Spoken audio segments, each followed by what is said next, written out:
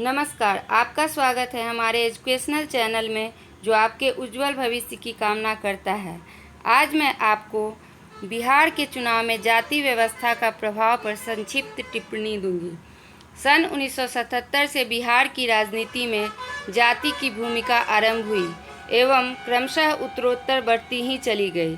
केंद्र की तानाशाही के प्रतीक आपातकाल के विरुद्ध विभिन्न जातियों के छात्र, सीमांत कृषक, श्रमिक, बुद्धिजीवी आदि ने संगठित होकर संघर्ष किया एवं उन्हें सफलता भी मिली।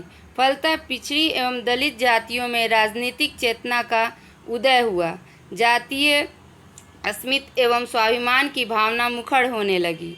इसी समय निम्न जातियों से अनेक राजनीतिक नेताओं का उदय हुआ, जिन्होंने अपनी अपनी जातियों को संगठित कर अपनी राजनीतिक परिस्थिति ऊंचा करने का प्रयास आरंभ कर दिया। जातियां वोट बैंक में तब्दील होने लगी। जिस क्षेत्र में जिस जाति की बहुसंख्या थी, वहां उसी जाति के राजनीतिक नेता, सांसद या विधायक बनने लगे।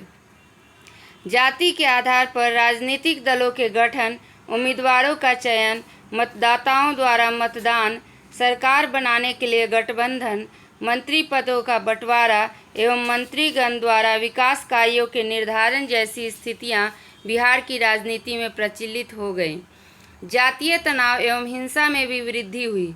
जाति को अपना वोट बैंक बनाकर कई छोटे छोटे दल क्षेत्रीय दलों के रूप में उभरने लगे। राजनीति में जाति की बढ़ती भूमिका से यद्यपि महत्वपूर्ण सामाजिक बदलाव आया, लेकिन आर्थिक विकास के मुद्दे गौण हो गए। Professor V.K. मेनन के अनुसार स्वतंत्रता के बाद भारत के राजनीतिक क्षेत्र में जाति का प्रभाव पहले की अपेक्षा बढ़ा है। मॉरिस जोन्स भी लिखते हैं कि जाति के लिए राजनीति का महत्व और राजनीति के लिए जाति का महत्व पहले की तुलना में बढ़ा है। जातिगत राजनीति के प्रबलतम रूप में पनपने के मुख्य कारण निम्नलिखित हैं। लोकतांत्रिक संस्थाओं के अभाव में जाति के आधार पर संघ और संगठनों को जन्म दिया। इन जातीय संगठनों ने भारतीय राजनीति में वही भाग लिया जो पश्चिमी देशों में विभिन्न हितों एवं वर्गों के संगठनों ने। प्रभु जाति की अवधारणा। राजनीति में प्रभु जाति की भूमिका का विश्लेषण किया जा सकता है। यदि किसी राज्य विशेष में किसी जाति की प्रधानता होती है तो राज्य की राजनीति में उस जाति की महत्व बढ़ जाती है। राजनीतिक पार्टियों का संगठनात्मक ढांचा कमजोर पड़ने के कारण जातिगत संगठन का राजनीति में जन्म हुआ और राजनीतिक व्यवस्था को काफ़ी हद तक प्रभावित भी किया। राजनीति में जाति की भूमिका का उल्लेख निम्न संदर्भ में किया जा सकता है। लोकतांत्रिक प्रणाली में जातियां संगठित होकर राजनीति और प्रशासनिक निर्णय को प्रभावित करती हैं। सभी राजनीतिक दल अपने प्रत्याशियों का चयन करते समय जातिगत आधार पर निर्णय लेते हैं। प्रत्येक दल किसी भी चुनाव क्षेत्र में प्रत्याशी मनोनीत करते समय जातिगत गणित का विश्लेषण अवश्य करते हैं।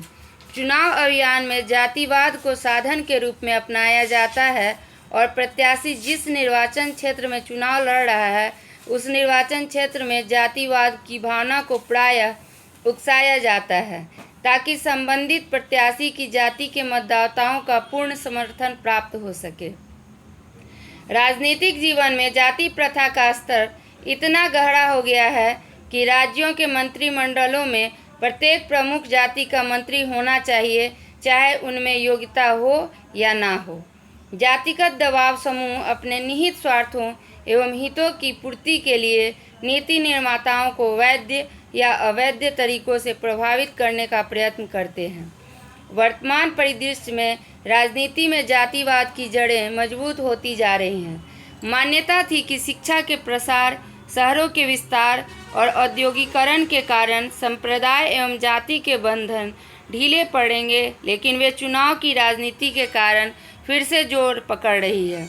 इससे देश में फूट बढ़ेगी, जिससे धर्मनिरपेक्ष लोकतंत्र का ढांचा खतरे में पड़ जाएगा। सत्ता के लोभी नेता जाति, धर्म, भाषा, क्षेत्र इत्यादि के आधार पर लोगों को बरगलाकर किसी भी तरह से सत्ता में आ जाते हैं और अपने स्वार्थों की पूर्ति करते हैं। इससे लोकतंत्र का नुकसान होता है। अल्पसंख्यक एवं बहुसंख्यक की प्रवृत्ति बढ़ती है। अतः जरूरी है कि जनता समझदार हो तथा शिक्षित हो, ताकि कोई भी सत्ता का लोभी उन्हें जाति, धर्म या अन्य किसी भी आधार पर जनता को बेवकूफ़ न बना सके। स्वस्थ समाज और एक स्वस्थ भारत के निर्माण में जातिवाद को समाप्त कर संविधान के अनुसार राजनीति के मायने तय करने होंगे।